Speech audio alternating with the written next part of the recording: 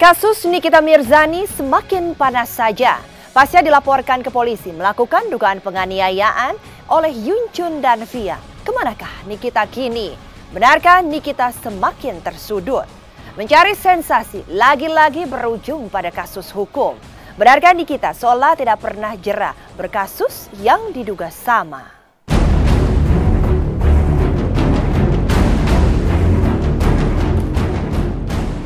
Pekan ini kasus Nikita Mirzani makin panas saja. Dan kemarin perkembangan kasus itu bergulir bak bola liar. Dugaan perkelahian di sebuah kafe di Bandung hari Sabtu lalu berbuah laporan pihak-pihak yang mengaku sebagai korban tindakan penganiayaan Nikita.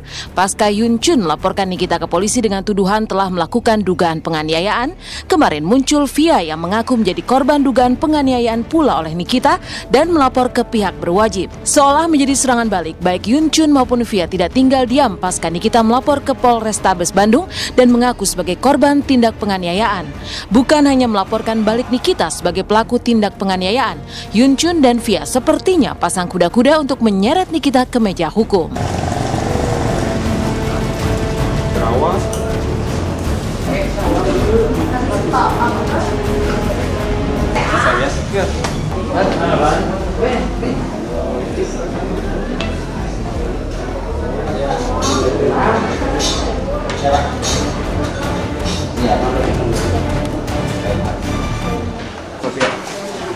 Udah sehat nggak sekarang?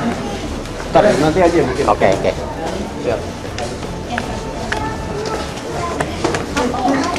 Udah cukup ya?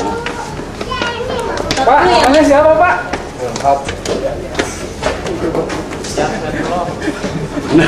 Tentang siap dulu.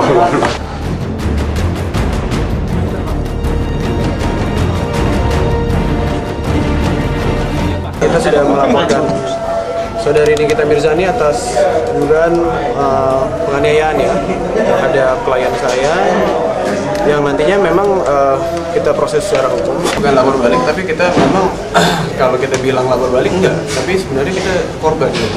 Tapi kan yang beredar di media ini seolah-olah Nikita korban, tapi sebenarnya kita yang korban.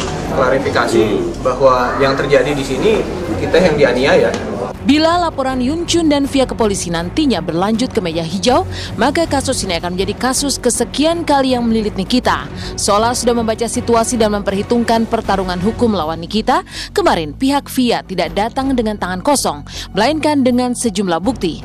Akibat tindakan penganiayaan yang dilakukan Nikita, Via harus dirawat di rumah sakit, sementara Nikita masih kuat mendatangi Polrestabes Bandung hari Sabtu lalu. Inilah barang bukti yang kemarin diusung pihak Via yang mengaku jadi korban dugaan tindak penganiayaan Nikita.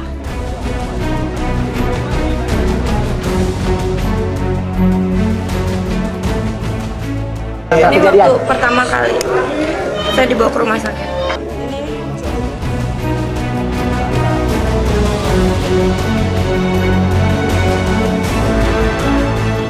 Luka sangat jelas, visum lengkap dan barang-barang bukti lainnya juga lengkap. Kita ada foto-foto klien saya ada baru keluar dari rumah sakit. Dia berapa lama? Berapa hari? Dia dari semenjak hari Sabtu itu baru kemarin ya keluar dari kemarin ya, baru hari kemarin. Pas kejadian Ya, dari kejadian. Yang paling parah karena apa? Parah gitu lukanya Pak? Lumayan parah ya menurut saya untuk seorang wanita, apalagi itu cukup parah. Di bagian apa aja Bang? Di bagian bibir, leher, hidung, banyak sekali. Aku adalah korban. Aku nggak cari masalah sama sekali. Tidak tahu aku duduk permasalahannya apa. Ini karena udah dikompres ya 2 hari. Tadinya bengkak banget. Jadi ini sedikit kayak agak implannya menggeser dikit dan ada pendarahan. Kalau di sini jelas robek. Di sini juga robek. Di sini bekas cakaran. Terus di leher juga ada bekas cekekan tapi udah hilang. Tapi masih ada bekas luka di sini. Terus di sini ini bengkak, masih bengkak. Terus bagian dada sini dipencet gini aja sakit banget. Sensasi dan keonaran seolah enggan menjauh dari Nikita Mirzani. Bukan di bulan suci Ramadan ini saja wanita satu anak ini terbelit kasus perkelahian. Tahun lalu ia diseret ke pengadilan atas tuduhan melakukan tindak penganiayaan terhadap kakak beradik Olivia dan Beverly. Bahkan sempat menghuni sel tahanan Polda Metro Jaya beberapa saat. Alih-alih jera, lagi-lagi Nikita diduga terlibat perkelahian di tempat hiburan malam. Padahal saat berkasus dengan Olivia dan adiknya, Nikita mengaku jera setelah divonis 4 bulan hukuman bukan percobaan. Maka tak heran bila ulah Nikita kali ini membuat berang ketua Parsi karena merusak nama artis lainnya. Kasus yang dulu itu, demi Allah Rasulullah, aku tidak memukul yang namanya Olivia atau adiknya itu. Sama sekali enggak. Dan saksi pun saat di persidangan 5-5-nya tidak melihat saya memukul. Tidak lama kemudian AM itu mendatangi Beverly dan mencekik lehernya Beverly. Kemudian mungkin terjadi pemukulan, saya kurang tahu pasti. Nah, pada saat itu salah satu temannya Beverly mengatakan, Kaola ini nama panggilan kecil dari Olivia. Jadi Olivia ini belum ada di ruangan dekat situ. Terus Olivia datang, maksud ingin melihat, tiba-tiba dari belakang NM ini menjambak rambutnya dan menarik kurang lebih beberapa meter, kemudian menonjok mukanya. Jadi itu lukanya ada di pelipis sama di matanya ya. Mungkin dia orang cuek yang nggak peduli dengan apa pemikiran orang. Dia nggak jaga image gitu. Saya sudah kasih tahu bahwa artis itu adalah seorang panutan. Jadi dia harus bisa menjaga moralnya. Kalau dia melakukan suatu hal yang berkelahi, suatu hal yang tercela, nah ini merusak orang artis. Gitu. Jadi kalau dibilang settingan, enggak deh. Settingan ya kali Pak, benyok begini. Aneh banget hidung dia patah, ini aku robek, aku muntah darah, nggak mungkin. Dan kalau settingan aku udah rugi banyak sebenarnya ya, karena kemarin aku ada iklan dan itu udah fix batal provider. Terus kemarinnya lagi sama harusnya hari ini juga aku ada syuting dan itu tercancel.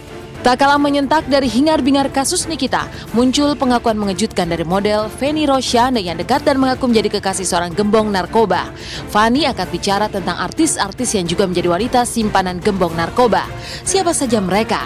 Benarkah ada penyanyi dangdut dan seorang artis yang suka berkelahi namun cukup dekat dengan sang gembong narkoba? Saksikan intens di segmen selanjutnya.